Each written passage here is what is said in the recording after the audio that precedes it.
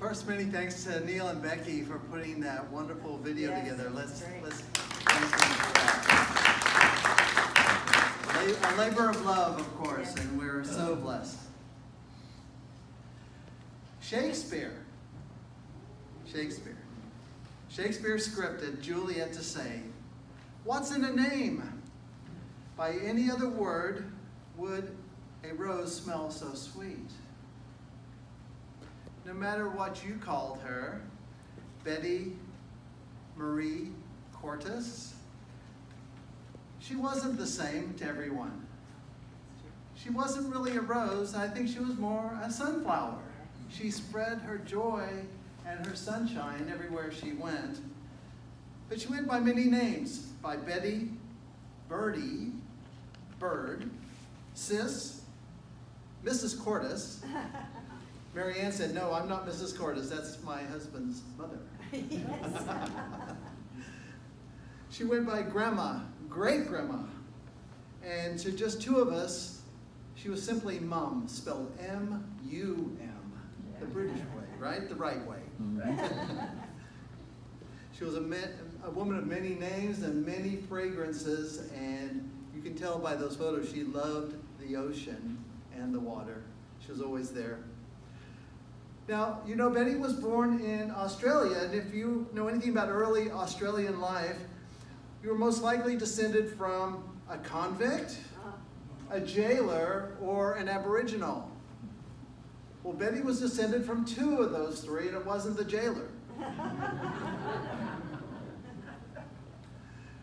There are some great stories that I won't have time to go into about how our ancestors were convicts and came to Australia, but one of them showed disrespect to a nobleman, and when the nobleman cropped him from his horse, our ancestor knocked him off the horse, and for that he got to go to Australia.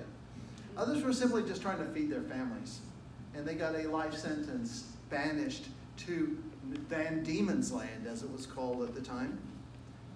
Now, Betty was a Depression-era baby, born in 1930, right after the great crash of the stock market, being a financial advisor. Hope never to see that one again, but boy, it happens. She was born the daughter of Frank Sears. Sears is spelled S-E-R-E-S, whether you spell it forwards or backwards. Oh, that's right. And her mother, Bessie Tryphena Sears, or Davern, her maiden name. Neil's middle name is Davern. That's where they came from. Her mother sadly lost her life to cancer. And can you imagine being a teenager during World War II, the mid-40s, and losing your mother and having your father then send you off to boarding school? That's what happened to Betty and to her dear sister, Esther. Now, we also tragically lost Esther to a very unusual bathroom accident. She was bathing her children, and she passed out into 2 inches of water. Those three nieces and nephews are still with us in Australia, and we'd love to go back and visit with them as well. Well, not too long after the death of Bessie, my beloved grandmother, who I never got to meet, Frank was wooed by a flapper. She really was a flapper from the 20s, and now, 20 years later, he married Mavis. Mavis was a piece of work. Neil already alluded to it. She destroyed every trace of her children's past. Kind of like what they used to do in old Russia, right? You would be disappeared. And so Mavis and Frank had a daughter, and her name is Jane. Jane is only a few years older than me, actually, and she became like my big sister. She was actually Betty's half-sister, but she was really just a big friend, and she grew up with us. And we have loving memories of Jane, and Jane still lives on Scotland Island in the Hawkesbury River in Sydney. But the grandma that we remember, he divorced Mavis, thank goodness for that. He married Helen. And for Neil and I, Helen was our grandmother from our mother's side. And she was the quintessential grandmotherly type. Loving, hugging, doting, Knitting. taking care of, Knitting. Don't knitting, remember. yes. All the sweaters. Everything you think that a grandmother of that era should be. Now, Jane had to grow up with her too, and it was a little bit different. That's why she decided to move in with us. But that's part of our family. A little bit of the early. You know, Betty never saw the moon until she was 8 years old. They didn't know that she had terrible vision, and she knew that there was some fuzzy blob in the sky, but she never knew it until she got her first pair of glasses. And all of a sudden, the whole world opened up to her. And then she began to read, and we know where that led, right? It led to that person. She was raised in a very strict Seventh-day Adventist family, her mother especially, and her father, and she, matter of fact, was a theologic student at the Australasian Missionary College. And she did tour the South Pacific as a missionary, and she worked in the factory where they made Weet-Bix. Those are like what you would have, cornflakes and Weet-Bix. She said her job was kind of like that assembly line scene you would see from some great old TV show. All she had to do was poke little holes in each one with a fork. Instead of very monotonous work, but it paid her like 2 cents a day. Yeah, that was minimum wage back then. So Betty became a nurse midwife at both Crown Street Hospital, as you saw in the photograph, and also at Sydney Hospital. And she loved delivering babies, but she didn't have any of her own. And one night, a fellow nurse and she snuck out of the hospital. See, back in the day, you would live in the hospital. There was lights out. It was a strict regimen. You were like basically in the military in a way, and you couldn't go anywhere. Well, they snuck out, and they went on a double date, a double blind date, and that's how she met John. Now, the story was told that they actually were dating, they were hooked up with the other person, and they liked each other better. She lost, as a matter of fact, her friend's name was Steve, the woman, and she didn't want Betty to wear her glasses, and there wasn't enough time, so she just snatched her glasses. Betty didn't have time to put her contacts in, so she really didn't even know what John looked like. When they went on the second date, she kind of like had to look around and make sure she had the right guy, but she knew he was tall, right? She could tell that much, so that vision thing came back into it. So, married, and then I was born, and we lived in a garage, and very humble lifestyle. And my dad, when I was born, his name wasn't John. It wasn't John William. It was Jan Willem Cortus. He was still Dutch. He was born in Holland. You saw his mother is Wilhelmina van der Horst. That's a Dutch name. Where does Cortus come from? How does that name come? We were really wondering about that, and we've been doing a little genealogy, and we did that DNA research, and it turns out that we're pretty much English and Irish and Scandinavian anyway, so that comes from both sides of the family after all. So that's pretty interesting to learn. Neil came along, our life grew, and my dad was an entrepreneur like Betty's dad. And they ran a gas station for a period of time, and then he got a job with a Japanese company and started traveling a lot. And unfortunately for Neil and I, Dad would be gone for weeks and sometimes months at a time. And we would really be excited and scared when he came home, right, Neil? Because he would bring back some gift from some Oriental land. But before we got the gift, he'd ask him, Mom, did we misbehave? Oh. And then we got it. That was a day of true corporal punishment. And Go get a stick. yeah. He actually, Dad did use a belt. I want you to know he used it vigorously. It made us who we are. And one time Neil really made Dad mad, and he said, go out and get a stick. We always lived on the edge of the bush, and so Neil went out and he found the smallest twig. But Mom was there to defend us. Betty was really our confidant because we really grew up with her. She was a stay-at-home mom, but not all the time. When we moved to the United States, it wasn't like you would expect. John was already here as a businessman on a businessman's visa, but the United States was changing over from the L1 to the L2 visa, a little technical story here.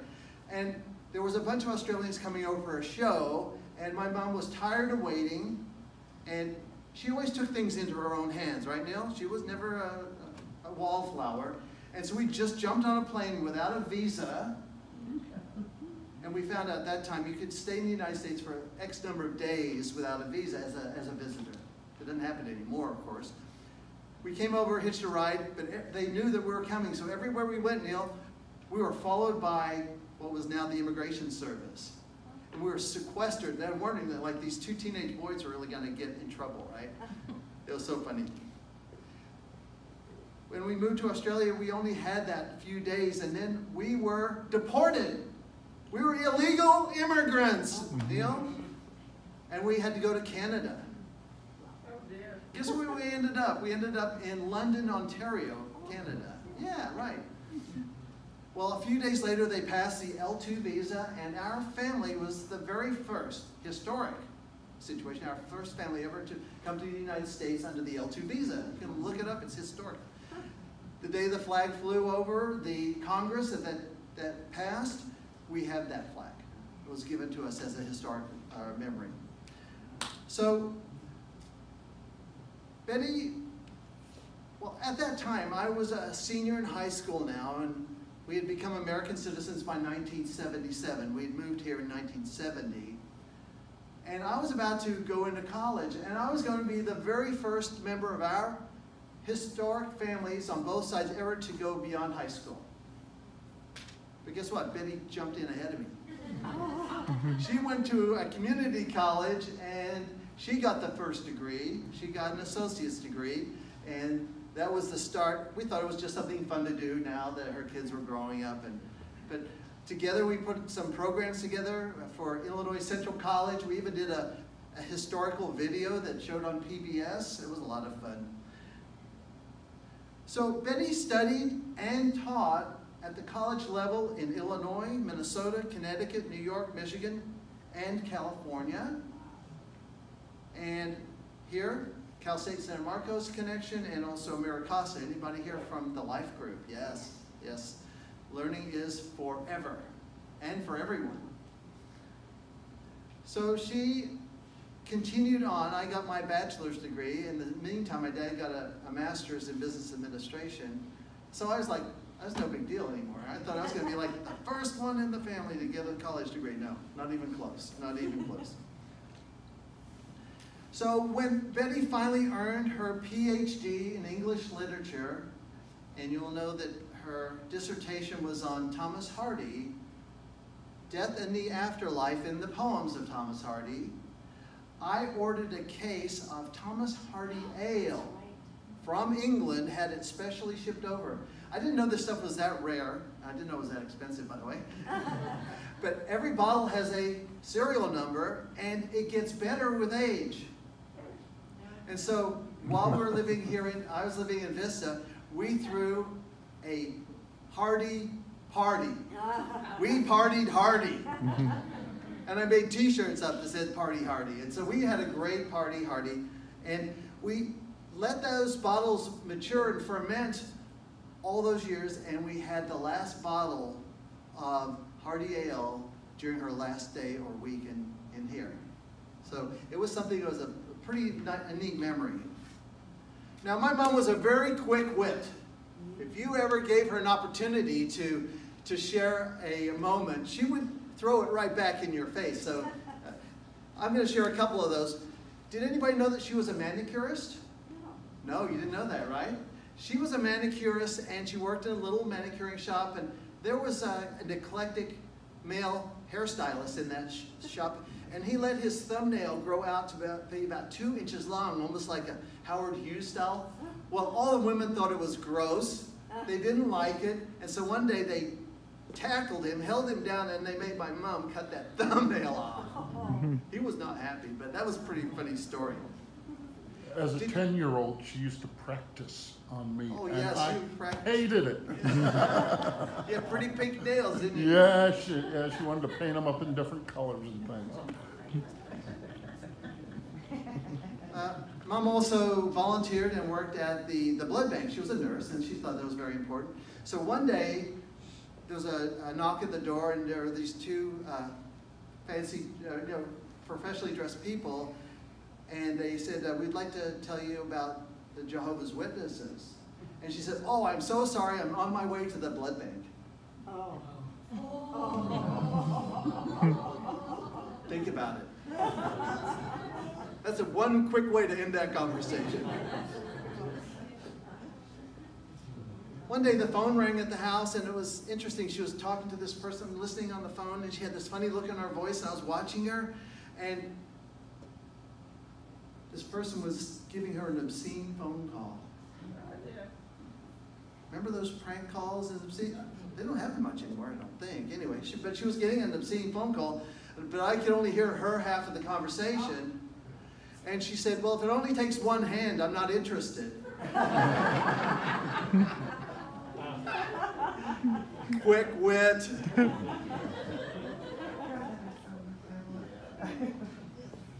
So my mother had a lot of other situations, and there was an event that actually happened right here at Costa Glen. You see, Betty and Neil and I, we don't all share the same opinions or philosophies on certain things. Mom grew up with faith, and then she drifted away from it and became an intellectual. Something happened in her life a long time ago, and she was attending the Seventh-day Adventist church, and they said, whatever you do, don't read Charles Darwin. Well, you tell Betty not to do something, what do you think she's going to do? She went and read it. And she started saying, hey, this starts to make more sense. And so she actually believes that we're all descended from apes. And Mary Ann believes that I was raised by apes. So that kind of works hand in hand. So Neil and Betty had this vigorous conversation about our new president, Trump. Oh my goodness. Betty was one of the 4 Democrats in the whole place of La Costa Glen. She was trying to recruit the 5th. No, I'm just... And they were getting into a very vigorous conversation. She got spitting mad, and she spit out her dentures. They flew across the room. I tell you, that was quite a conversation. On her side, yeah, she was very passionate. Very passionate on her side. Neil was trying to be very calm. And I was just sitting there being good. That was not something... That actually was a very important moment, though, because that kind of led to some of the downfall of her medical situation. Yeah, Started declining right after that accident, because she actually punctured her tongue with the dentures and didn't know it. But Betty is a survivor. She was diagnosed with breast cancer not once, but twice. She had a single mastectomy, and then the second time around she said, I'm not going to mess with it, even if it's not aggressive, I'm going to have the dual mastectomy. But she survived more than 10 years after the single mastectomy, and then another 10 or more years after the second mastectomy. I remember another accident that she had. She used to ride the train in from Connecticut down to New York City, and one time the train stopped, and everyone had to get off the train for some reason and rush to another train, and she was already probably in her mid to late 50s, early 60s, and she tripped, fell, and broke her wrist. And that plagued her the rest of her life. And if you knew her, she was always doing this. She never got out of that physical therapy routine, I guess it was, but she was always doing that. But that was her New York subway experience. That was when she cut her hair. Oh, that's right. Her hair, you saw, was very long, and Neil's right. That's when she decided she couldn't wash her hair anymore, so she cut it really short. Yep. That's the way most of you knew her here.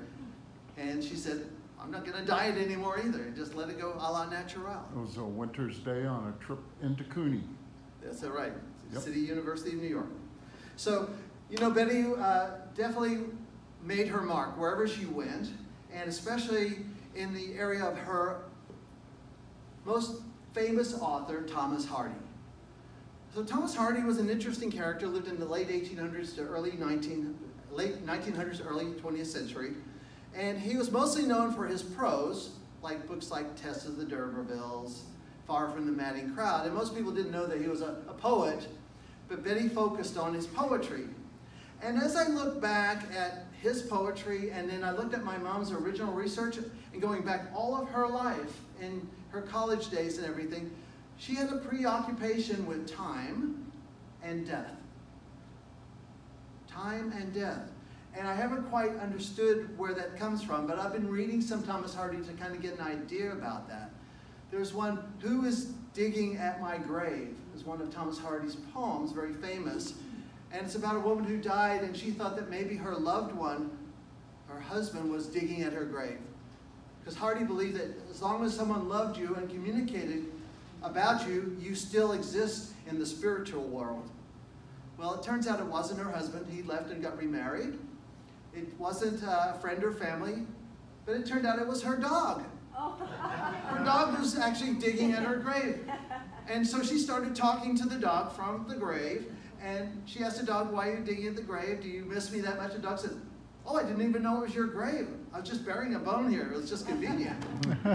And so when the dog forgot who she was, she no longer existed in Hardy's world. Now, that's not my faith, and that's not my belief, but you know, it's important that we honor our parents and what they do. So death in the afterlife, Betty, if Hardy was right, we're talking about you. There's people that love you here, so you can communicate with us. I'm not doing a seance, I promise. Not happening, not happening. You know,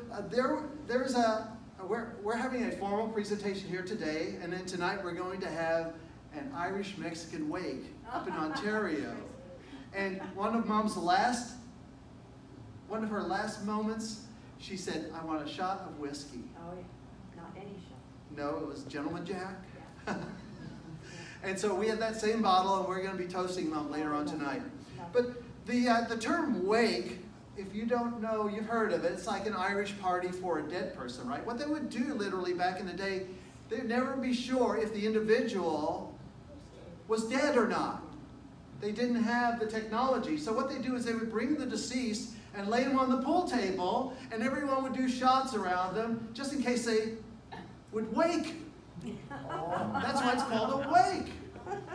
And wealthy people used to be buried with a string attached to their little finger, went up above ground, and there was a bell, just in case they would wake.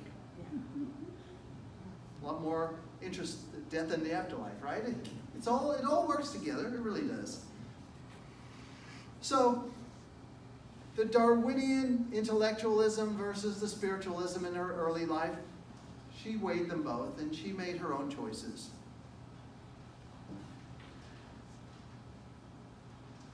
We chose to honor her wishes, even if they were counter to our own feelings and our own beliefs.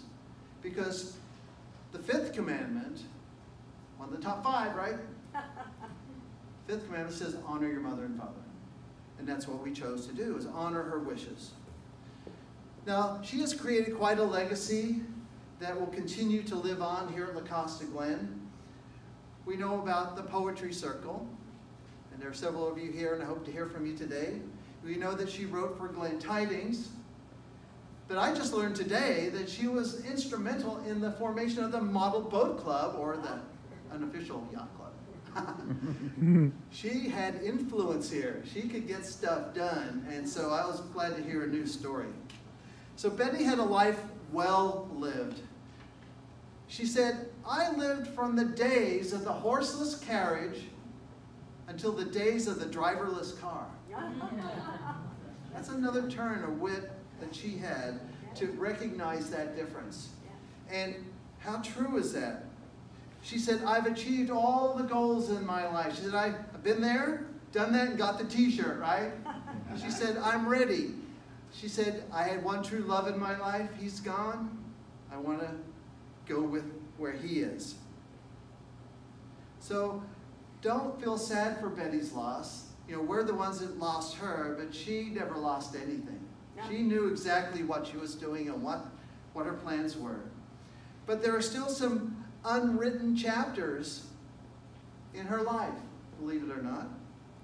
There is a book that is yet to be published. It was written way back when, about the history of her family in Australia, and she was about to publish about the time the movie and the book The Thornbirds came out. And she said, I don't want to compete with that. Well, as a marketing person now, I said, no, you want to be out there right with it, because the tide is already going that way. It's called The Singing Tree. And so that will be published posthumously. And that's a project that Neil and I are dedicated to.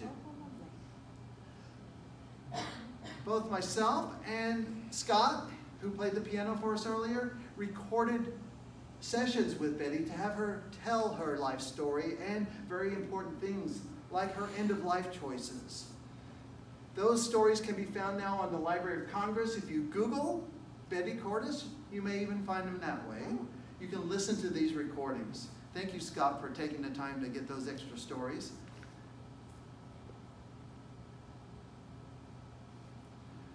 Another interesting fact, John Cortus was the last male Cortus known on the planet. Oh, gosh. He had 2 sons, so we sort of doubled.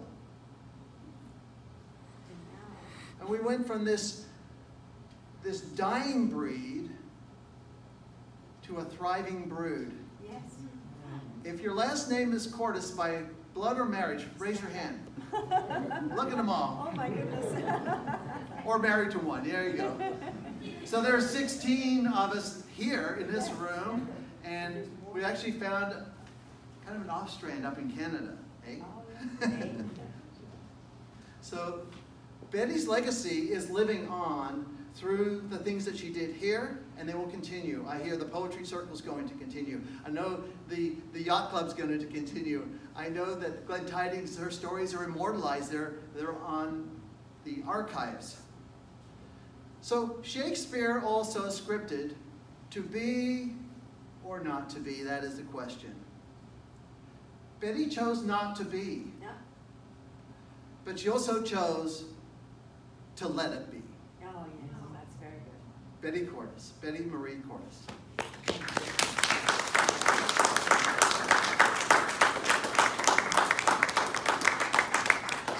Could never do justice to that lady, as much as I would try. Now it's time to invite everyone and anyone, friends, family, foes, it doesn't matter. There are no foes. No foes, to share your own stories of Betty. And we'll start right here with my brother. Oh. If anybody would like to talk, we can bring you a microphone so you don't have to move up here.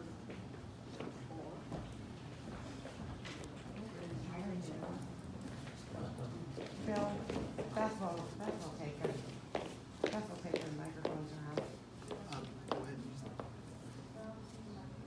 Okay. Press the button on the bottom. Hold it until it goes right.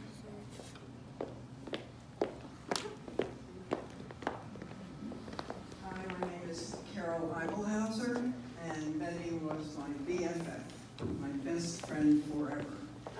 And she is in my heart and always will be.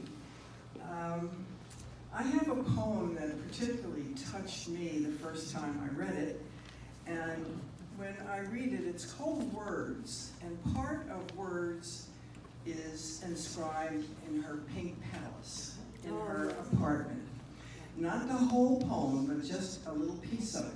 So I would like to read the whole poem, and I'd like you to especially listen to hear her descriptive words and feel the joy that she had in writing this poem. Words by Betty Cortus. I love words. Some are spangles, beads, and bangles, candy striped and swirled and speckled, jelly beans or tumbled pebbles, drops of amber, brilliance, globes of dew. Some resemble earthen vessels, sun-baked, utile, satisfying. Others, frail as thistle spore, drift on thin blue air. Some, like multicolored strands, I plait into poems, spin into paragraphs and pages, or dream of weaving into broidered books. Like pearls, I finger them in prayer. hold them jewel-like to the light. Reverently, half blinded by their beauty, I pluck them like ripe fruit and feast upon their sweet intensity. But rarest of all, these spillers of riches over silence, these voiders of void, are precious stepping stones, marking the winding way that links my mind and yours. I just love that. I am a better person, really, for having had her in my life. She was my mentor, my teacher, my cheerleader, and my best friend. We went through a lot together. I never had a friend that I could share confidences with like Betty, and she will always be with me. Thanks.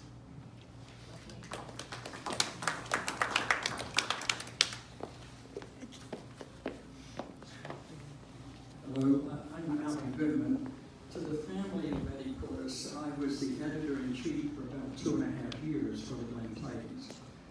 That's another fancy term for the chair of a very talented group of people. I was surrounded by talented writers, photographers, and that's when I first got to meet Betty. And one of the first things that I hit with Betty was the Aussie connection. I grew up in Brisbane, Australia, and I went to a place after we left Australia. I went to a place in Canada, Bill, called London, Ontario. In fact, I was in the RCAF and the Royal Canadian Army up there. But anyhow, it was Canada that actually forced me into not using the standard Aussie greeting, "G'day, mate." I was told to drop my accent in Canada when I went to be a school teacher. They told me, lose your accent. We don't want a bunch of little Australians in the anyhow, with Betty, during my 2.5 years, I say I was surrounded by very talented people, and in particular, there were 3 ladies that really made my job very easy.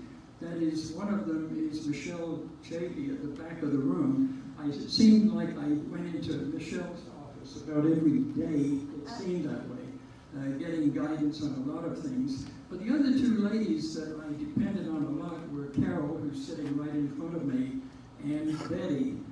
We depended on Betty. In fact, Carol and I used a term called Betty's magic, because our writers could submit things to the Glen Tidings and their words were going pretty well as is. I insisted that my own writings went past Betty to make sure that my grammar was correct, the sentence structure was correct, there were no dangling participles, you know, on and on and on. But further than that, the times when we asked our residents to submit publications, we told them to put in no more than 300 words. Quite often we'd get up to 1,000-word input, and guess who we'd hand this off to massage was Betty. And when the finished product, you'd look at it and say, it is complete by itself. What did she do to get it so complete and cut down and good? So that was my involvement with Betty. Certainly a major, major part of the success of the Glen Tidings and the quality of our productions. Thank you. You can imagine being the sons of an English professor, PhD. When we sent emails, she would edit our emails and send them back to us. We had to be very careful, no dangling participles. No split infinitives. That's right, no split infinitives. Well, this is quite an adventure for me, because I thought I knew Betty quite well over all the years. And I've just found another London, Ontario connection. I was born in London, Ontario, and it never came up. We never discussed it. It wasn't my choice. But I knew Betty for quite a while when we were in the Homeowners Association at Tanglewood. Some of the pictures were there, and how unfortunate it was that Betty volunteered, you never volunteer, to be the vice president at one stage, and of course then the president decided he was going to quit. So all of a sudden Betty turned out to be the president, and it was not her wish, so that was quite interesting. but she made some very important amendments to a lot of the minutes to make them flow properly as well. So the secretary may have been taking the minutes, but it always went past the president to get them corrected. I really will miss Betty, but as the Thomas Hardy thought, as long as we talk about her, as long as we think of her, she will still be alive.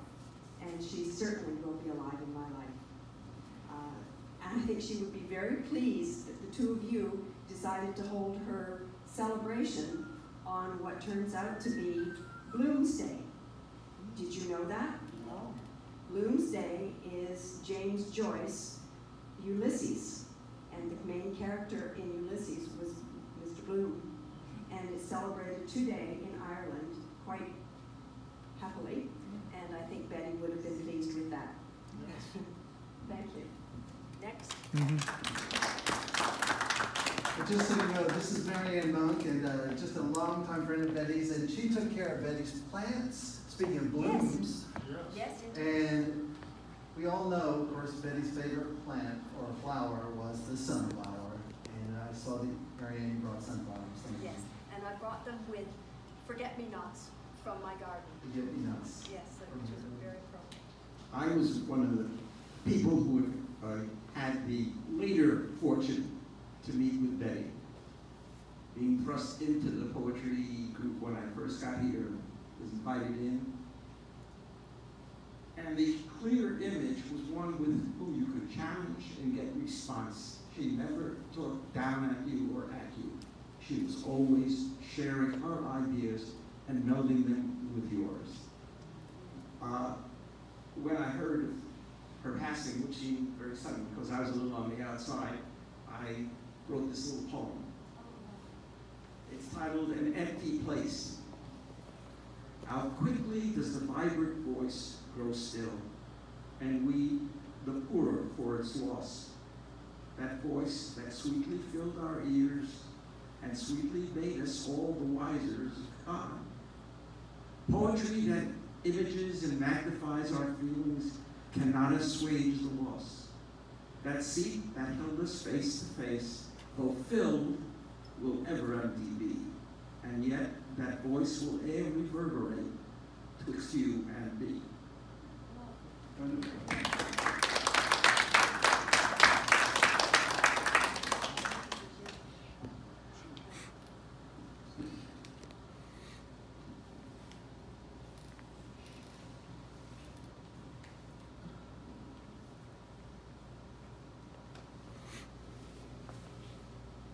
Some of you know that it was my wife, Wendy, along with Betty, who started the Poetry Circle here a few years ago at the Costa Glen.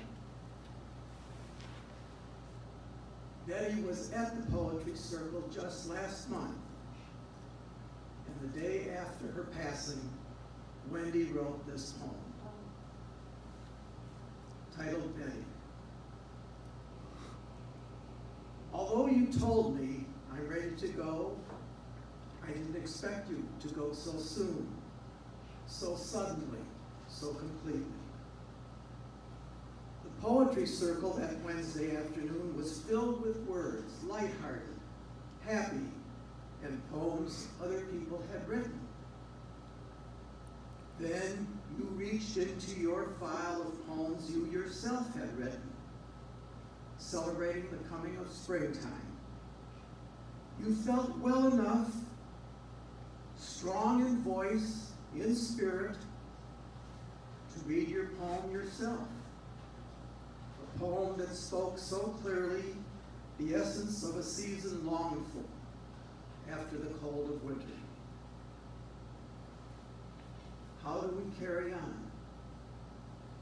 For this is what I promised you, to carry on your literary wisdom, the depth of your knowledge, the way each word becomes like a clear pool of water we can look into and understand. Oh, we will miss you, deeply, utterly. Your voice, with its Australian beginning is silent now. Betty, of our hearts loving, I promise you, we promise you, in your blessed name, we will carry on. Wendy Wolf Bloom.